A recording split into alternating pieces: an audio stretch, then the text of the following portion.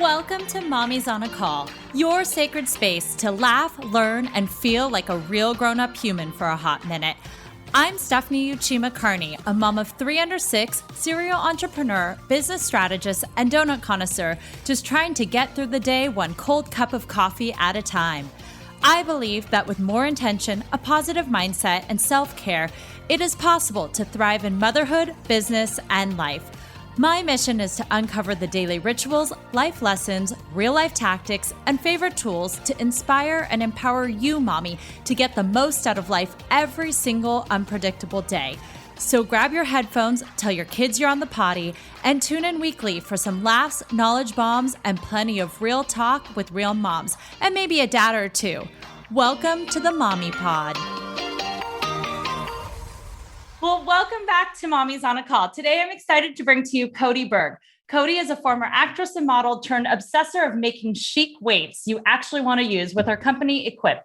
Kodi can be found doing leg lifts and child wrangling most hours of the day while sending emails and trying to keep people moving. So welcome, Kodi. Hi, thanks. Lovely to have you here. I wanted to start off by asking, what is your biggest mom win of the week? You know what? It has to have been, so it was just my birthday. My favorite thing to do is check out some galleries and just have a day where you're like, I'm going to do anything I want to do. Because I feel like moms don't really ever do that. I would have liked to have gone alone, but I didn't. I took the almost 4-year-old and it turned out to be such a win because I even we're cruising some galleries and she was like, I really like this piece. I'm like, what? And just watching her kind of respond to it and forcing her to I was like, okay, now we each get to choose one book. And forcing her to kind of enjoy lunch. And we listened to a lot of country music driving and letting her kind of enjoy this and discover new things. Yeah. Have you taken her to museums before? A little bit, but I mean, we haven't gone anywhere in so long. True. So I used to, when she was really little, I'd strap her on, but not at this age where, it was a new one. I was afraid to bring my little ones because I was like, are they going to touch everything? They're going to be like, oh, look at that pretty painting and touch. And you're like, oh my goodness, alarms go off. And you're like, don't touch the Warhol. Anyway. Yeah. Oh, well, that's good. And happy belated birthday. Thank you. And happy early. Thank you. Well, so I want to learn a little bit more about your family structure to give the audience some context about where you're coming from. So tell me a little bit about your family. Yeah. When I met my husband, he had 2 kids. They were 3 and 6. That was a decade ago. They are now 13 and 16. We have been together a minute and they now have, or I should say, I now have a almost 4-year-old. So there's 3 of you. Yeah. Or not 3 of you, but 3 kids. 3 kids. 3 kids. Sometimes with, Geminis, all the personalities, you could say there's 3 of us. Yeah, it has been definitely a journey trying to navigate all of this, all being home, being like, I'm on a Zoom. The amount of text messages that it's like, if you don't need to be Zooming, please get off. I was going to say, and the age gap too. So dealing with almost high schoolers or middle schooler and then a preschooler. So you have all the gambit in your house. Yeah. Yeah. And trying to be sensitive to each of their feelings and their moods. And it's the oldest is a boy, 13-year-old's a girl, and then the youngest is a girl. So at least you got teenage boot camp out of the way before you have to deal with your youngest. Totally. I feel like 7th grade was hardest for actually both of the kids. Well, I mean, Teddy, she didn't get to be in person, so it created its own challenges. But that 6th to 7th grade seems to be it was such a wild transition because they felt like, okay, I'm at a new school, new friends, navigating all of these new emotions. And yeah. And so are you and your husband both working at home right now, or do you get to leave the house and go to separate offices? No, I've actually never had an office, not since I was a 29-year-old soap opera actress. Wow. Yeah. Okay. Well, we will dive into your company a little because is a fitness equipment just laying around your house? I mean, literally everywhere. I mean, I got you. Well, you're wearing one right now. I was not kidding that this morning I had him on and I'm doing story time and building Legos and toning my butt. That's some good multitasking right there. Yeah. I feel like you just do what you got to do. So I want to kind of step back and talk a little bit about your story because you have such an interesting story. I mean, you were a soap actress and all of this, and now you have a fitness company that makes equipment that's patented. I mean, you go from being on the screen and doing all this to suddenly like you're an inventor and a wielder and a welder, or, all the things. I forgot the name for it. So let's step back and let's talk about your pre-mom life. What was that like? And then the transition to mom life and building your company. Yeah. I mean, it's a journey. I grew up originally Wyoming and then Ojai. So I always wanted to model. For some reason, I felt like if there was a camera, you get to kind of play make-believe and it'd be fun. And I opened up a Yellow Pages and it was like Yellow Pages. A Yellow Pages. Yep. In Ojai. So the Ventura County, not even like Los Angeles Yellow Pages. I opened up the Ventura County Yellow Pages. And there was like one agency that advertised based out of LA. So, and did you know anybody who was in the industry or anything, or was it just something you're like, this would be fun to do? And how old were you? I was 15. Wow. Yeah. I wanted to do it. I was pretty active in school. I always really liked it. And, I joke that I never made varsity in anything, but I did every single sport. I've never been a great athlete, but I've always liked moving. Yeah. So that's how the modeling journey started. I went to this agency, paid for some pictures, got one audition, went to it, booked it, left that agency and went to like a proper one. And I was with that agent for my entire career.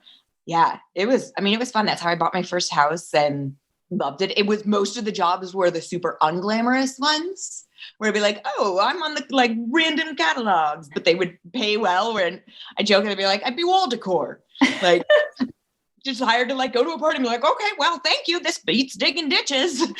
It was definitely a journey. And then how did you, I guess, so this was all obviously pre-mom life, but yet you when did you meet your now husband during this and become a stepmom too? Yeah. So when I was 29, I booked General Hospital. And that's when that was supposed to be like a 4-year career. I got fired after the first year, got the axe, drank some poison tea. And I was like, I never really wanted to do this forever. Like, what else should I do? And the whole idea around like, own you, best version of you. I curse, I drink. I started dating my husband. And that's when the kids were 3 and 6. And I was really into like the kids and hanging with them a lot. And I started going to UCLA and taking business classes and being like, I have no idea what resume skills like translate. Like, I can tell you how to sell an under eye patch, but and that's when I started studying. And actually I started the company with one of my best friends and we were sitting there drinking wine and she was like, we were like, let's make it a U weight. I'm like, yeah. And we took like cardboard and we're like, we're like, excuse me, to her kids. It's so random. And then that's when, I'm like, okay, wait, pause. Yeah. So that's where initially it was. And I had a studio for a year and just started studying steel and hanging out at Home Depot and being like, excuse me, what's that color? And they're like, that's called copper. I'm like, excuse me, what's that? How do you make that fit to that? They're like, you add threading. I'm like, is that expensive? So and I so you just started very obnoxious in Home Depot. My voice wasn't like that when I was asking them. And so you just made these weights that you would wear. And was it something like with the U-bar? Okay. Yeah. Then I started to play with kind of the ergonomics and how functionally it could be and learning there and really just going on YouTube and watching so many videos of like, how do you make this chair? How do you make this bar cart? How do you bend a steel rod? Like everything is at your disposal these days. And for Lola, I'm like, let's watch videos on how people like use fire to bend metal. She's like, ooh, okay, mommy. That's such a random switch, like to do all that. And so you're like making these things, obviously they're like handmade, like prototypes. How did you go from taking this prototype to making it something that was a consumer good? Because I think a lot of us out there are like, great, we have these like pipe dreams, we have these ideas and you literally were playing with pipes and you made that into a dream. And I think that's amazing. And so, but where do you go? It's like, you didn't have a background in manufacturing and all of this stuff. How did you turn this prototype into now a company where you actually sell the goods? Yeah. I think it's twofold. I've always driven from emotion, like wanted something when I had my baby to be this visual trigger to movement. I'm not like a hardcore fitness fanatic. I move my body. I liked it, the idea of something that was like sensual and empowering. And that's where so much of it was. So looking and just kind of learning. And I think that's where initially this kind of idea came from. I also, when I had Lola, I took a break. So I had the studio for a year. I closed it, lived in London, and just kind of lived. Spent almost every day at a different museum. And I think taking the time to be curious is like my biggest piece of advice, and not rush. Other people may have other rushing. It was great. It also does mean that in the kind of the absence from the time that I came up with the idea, there was, it kind of became more prevalent. But I liked my own journey of being slow and methodical with it. And after I came with that first prototype, I just called anyone. Again, same thing with like how I got that first modeling agency. They just called me like, hi, I want a model. And now I'm calling tube benders and being like, hi, how do you shape this weight? Hi, how do you do this? And not being scared to ask questions, because people out there have done it in other facets. Whatever you want to build, someone's done in some way or another. I think that's so important, is to stay curious. And I hear a lot of advice from other entrepreneurs that do it slowly, don't rush out there, really like either test things, like play with it, and also just kind of give yourself that space to really explore, to make sure that that's something that you want to pursue. So whether it's creating that weight or creating, like leaving a job and going to start something on your own, really kind of like take it slowly and really like look into yourself. So did you have that prototype before you left to take a break to go to London? So I did have the prototype, and I took it everywhere, to Seychelles, to London, to New York. I wasn't selling it, and I wasn't even thinking about selling it. I just was using it and taking it everywhere. So you were building this just for yourself? Yeah, 200%. I wanted something that I felt was chic when I don't really wear leggings a ton. I'm always in dresses and putting on honestly, part of the funny ways too that it started was, if I'm really tired, I put on red lipstick. And then it's like an instant pick me up. And so again, it goes back to this idea of I'm such maybe it's a Gemini thing. I'm so driven by emotion. And I was like, how do I want to feel? Not look, but how do I want to feel in the minute? I want something that's right. And I'm messy and a little bit of a hurricane of a human. And so I wanted something literally I pick them up and I'm and I wanted all that to be okay. So own you, own the best version of you. And also feel sexy, feel good, even if you're just doing it for a minute. So you came back and you had this prototype. What made you decide, okay, actually, I'm going to sell it, and now I'm going to get it manufactured? Lola. I came home from London pregnant. Yeah. So I kind of took some time. It was I at that point did a small order with my manufacturing company based in LA. It was pregnant, and I would be doing little teeny screws in the ends. So there's been a couple of different versions, but I'd sit there with ding, ding, ding, ding, ding, ding. So not efficient, but I learned everything. I can tell you all about the tube bending and the radius and the steel gauges and the da-da-da-da-da. I joke that technology is going to be the enemy, but I can talk steel till the day is done now. And taking the time to, I think, mom it, and going back to being slow with it. So at that point, I kind of had some, and I was like, all right, maybe I'll sell, but I wasn't really working. I was still just momming it.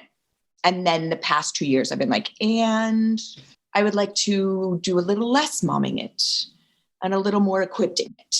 And that's when I started going onto marketplaces and reading books about okay, so where should you manufacture steel and where? And then I added the U-wraps, and even now, there's a new product that I'm working on right now. And it's funny because the material, I called a couple of places and they're like, I don't recommend that. I'm like, I don't care. I need you to send me this. I have faith and I trust my gut and what I'm building, and I'm going to destroy the thing and see if it's durable. I don't need someone else to tell me if the material's durable or not. I trust their expertise, but but I see it in my head. My husband's like, oh God, those words when you say it, but I see it in my head. It's Lord knows what's going to happen. I love it. It's because you're so passionate and you believe in it. And you you truly, and so you mentioned you patented it also. And was this just for your sake? You're I think I have something here. What made you go down the route of even getting the patent for it? Yeah. So that's at the time when I started the company, it was with, her name's Nadine Levitt. She is still one of my best friends, and we started it together. She went on to launch a music app. She's launching, she's just a force, this eternal optimist. And we were both talking, we were like, yeah, let's just patent it just to be on the same side. And so a lot of that she handled. She was also a model turned opera singer turned corporate litigator.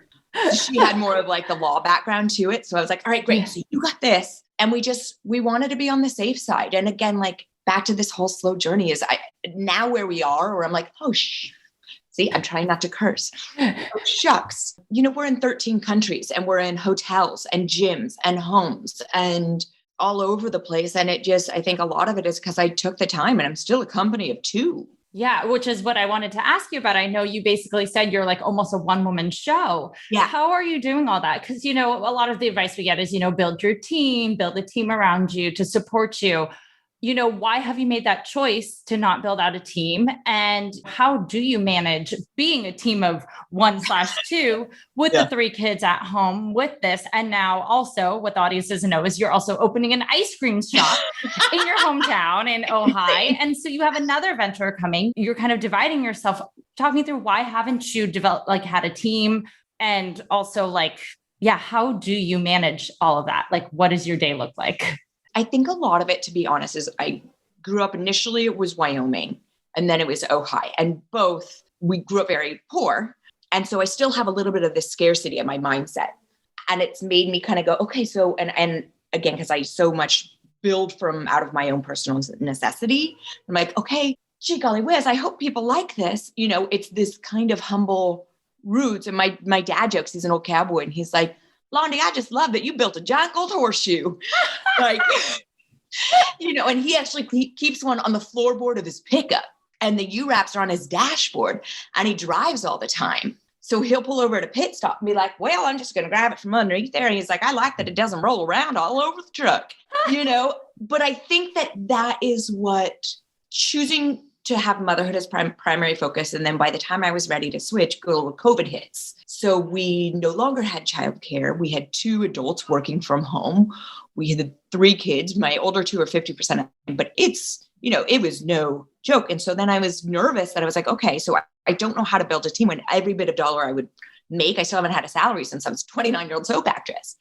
Everything goes back into product and back into, okay, get it out there, get people moving together, because I so much believe in what that is. And, right now I am starting to fundraise and switching this kind of the mentality around it. I think that's so much of what it has been. It's been like a lot of, as so many of us have. Hi, baby. You ask what my day looks like. It looks like this. It looks like purple bunny ears and purple frozen dress and purple bunny ears. Hi. Yeah.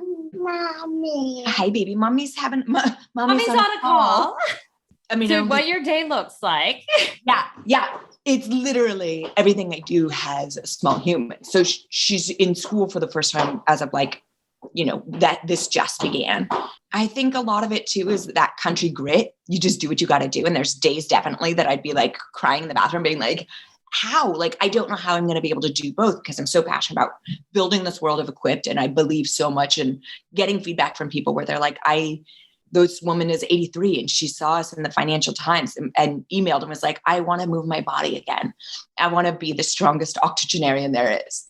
And COVID hits and I started teaching my mom. I didn't record any of these. I'm like, damn, that would have been a better business move.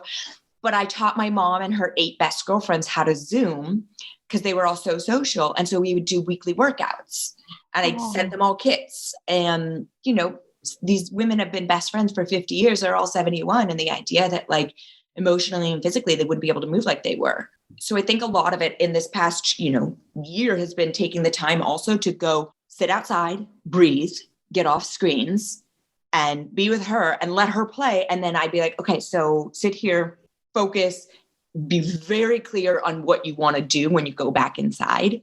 And then I'd be like, a lot of it to be like, I'm not going to feel guilty. Here's your Frozen, watch it. My workouts almost always have a toddler with them. We do the freeze this morning. My workout was I had the U-bar and we did the freeze dance song. And I'm doing squats and plyometrics. And even when she was born, I'd do visual plyometrics for tracking for her. And I'd be like, okay, follow Mama's gold you. It's just always been a part of life. And I sometimes do get hard on myself where I'm like, wow, you could be so much farther if X, but that doesn't really serve. That just kind of depletes, I think, your reserves even more. So by going, okay, cool. I started writing at the end of the day 3 things, not that I accomplished, but that I was proud of.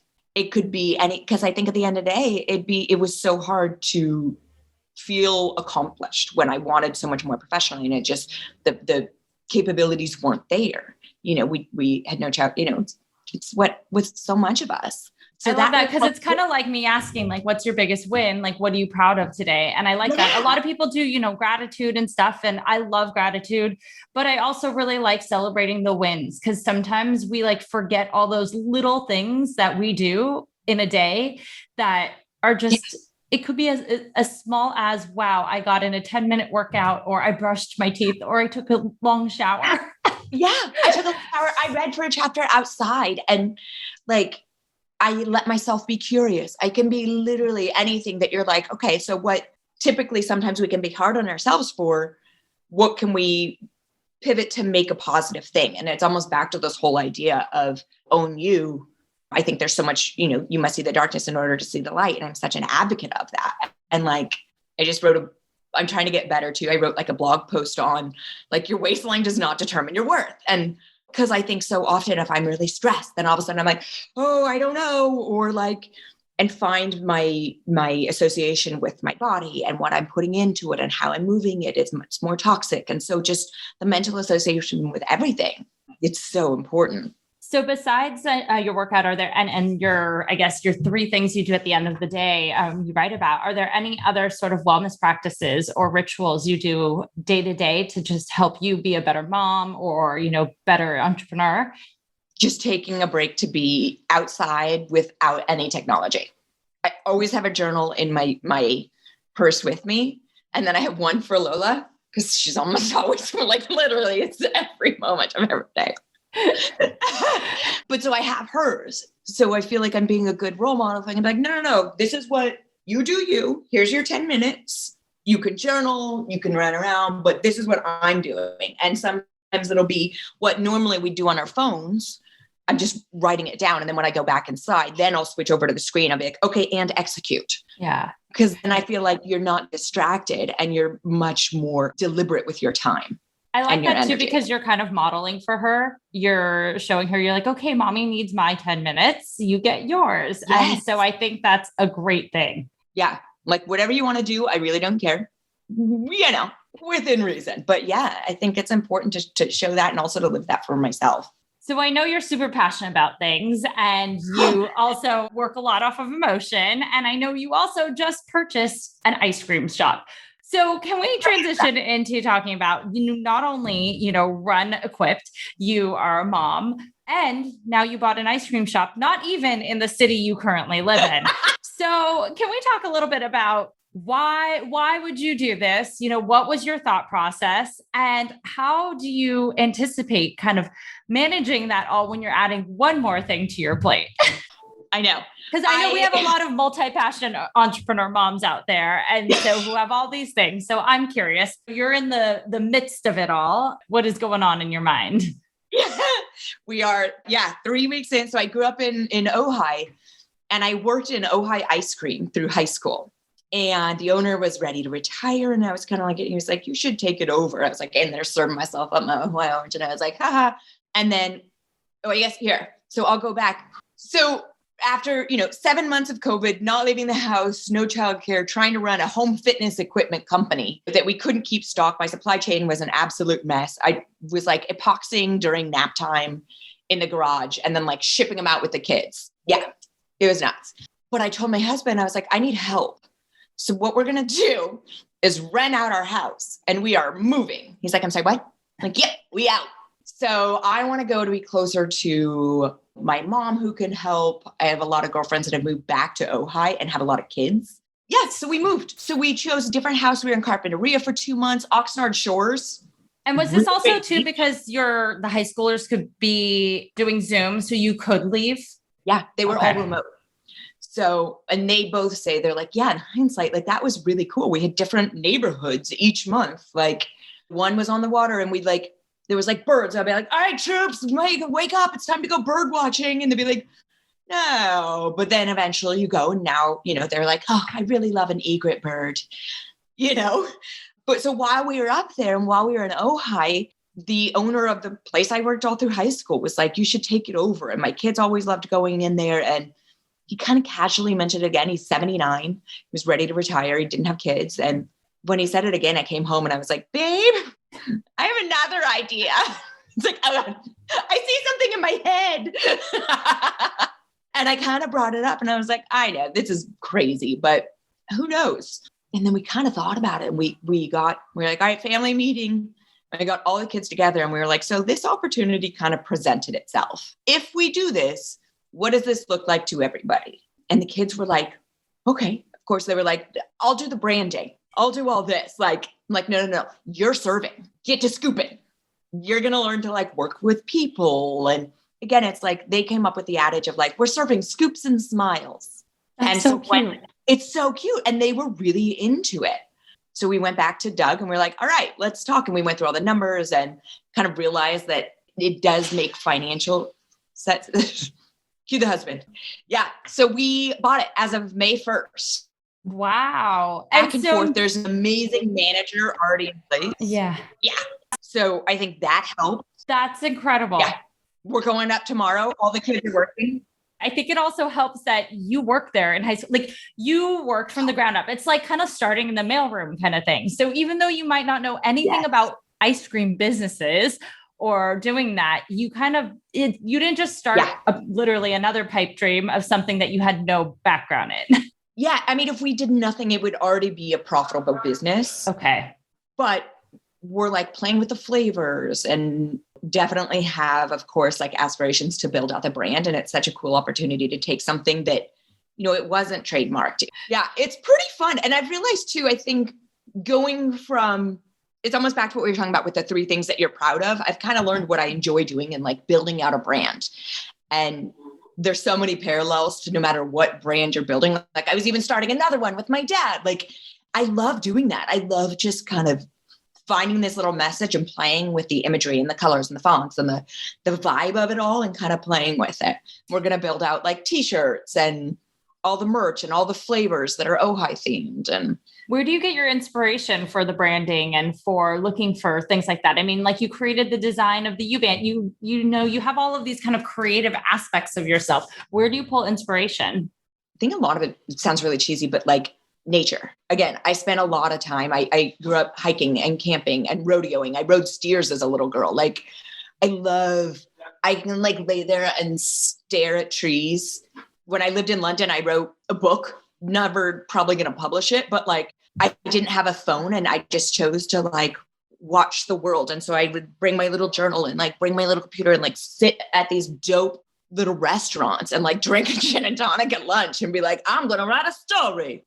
I'm like kind of nature obsessed with everything from like looking at the veins in a petal too. And so much of, I think if you look at Equip's color waves, they are like almost in a way, it's like dirt. It's the taupes and it's rooted in something.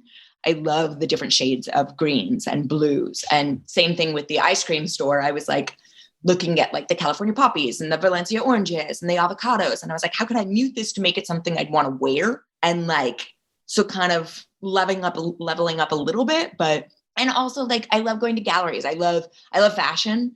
I actually shouldn't say I'll never design. Like I did have a capsule collection that I was going to launch, but then I was like, hold on. It was part of Equipped. But yeah, I think that's a lot of it is I read a ton. A lot of it is stuff that I can do with because I have Lola with me at all hours of the day. Okay, back to branding. You love looking at art museums and fashion and all of that. And so like I miss Wyoming so much. And like I have images, I'm going to go up and cowboy with my dad for a couple of days. So I think people don't give enough credit to like silent. And so I just booked a flight to run up there. And literally it's like some of my most fun. It'll be my first trip away from Lily in so long. And I'm so excited because you wake up before the sun's up, you saddle up, you go move cows, probably, 1,000 head for 15 miles. And like 2 summers ago when I did it, I'm like watching my dad and his best friend from when they were kids. And they're like chasing the cows against the creek. And they're like, get up there. There's one over there. Like, and it's just that feeling of doing something so out of your comfort zone. And it just feels so good. And the sounds of the cows moving and the sounds of their like hooves just plodding along and taking that time just to like watch them and look at the colors and the shapes of their everything about it. Like I've always been such a nature kid. Whoa, And I a love that. At heart. At heart. Yeah. I don't think you are at all. Well, I was going to say, I will, because the Zoom is kind of going in and out and we are wrapping up anyway. So I wanted to ask you one of my final questions, which is, what is your mom's superpower that you gained once you became a mom that makes you better at business or life? Ooh, focus. And I'm like, wait, and focus, but also being more discerning. If I say yes or I say no to something, then I mean it. I'm very honest with my words and my time, because I feel like more so than ever, it's precious. If you want to build a career, if you want to have yourself be what you want it to be, and also as a wife and as a mom, I'm very precious with my time and my words. And I always say, like, there was a book, The 4 Agreements. And one of the things that I loved about it said, like, be honest, be impeccable with your word. Because that way you're not forcing anyone else to doubt what you're saying. You're like, no. If I say yes, I mean it and I will be there. And otherwise I'm just going to say, no, I'm sorry at this moment. That's good. And even sometimes a hard, like, business calls where you're like saying yes to certain opportunities. You know, we've literally had to turn down countries this year to be like, I'm sorry, I can't launch there. I don't have the bandwidth or the inventory. Right. And circle back in 3 months and let's talk then. Well, I want to put that book in the show notes because I've had other guests mention that book. So I need to look at it. Actually, sorry. I know I said that was my last question, but I had one last question and it refers back to, you said you love to read. What are your favorite books?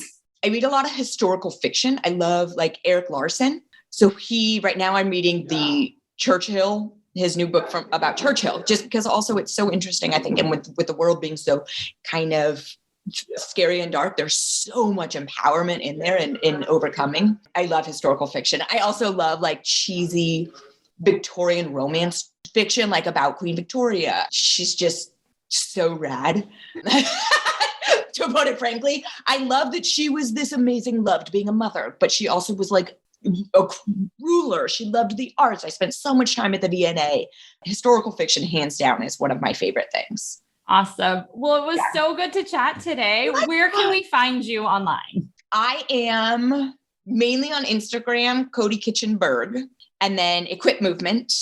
And same with, those are, I'd say, the main two. I'm like, again, bigger bandwidth. We're going to have much more on the Pinterest, and we're building out a bunch of really cool videos. I have fun with both those being, like, kind of my weird ways of movement through the days. I love it. Yeah. Perfect. And can consumers actually buy the goods on the website, or are you only selling to, like, gyms and things? No, I love D2C.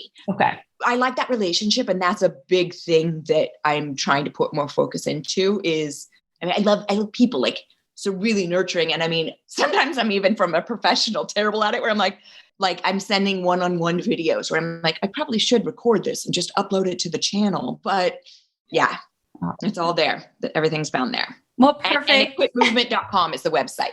Got it. Equipmovement.com. Well, thank you so much for joining today. I loved having you. It was so fun. Thank you so much for listening to this episode of Mommy's on a Call. Your support means the absolute world to me. You can find the show notes for this episode and other goodies over at mommysonacall.com. And if you enjoyed this episode or have gotten value from the podcast, I would be so grateful if you could head on over to Apple Podcasts and leave a rating and review so that we can reach and empower more moms all over the world together. Thank you so much again, Mommy Pod, and I will see you here next time.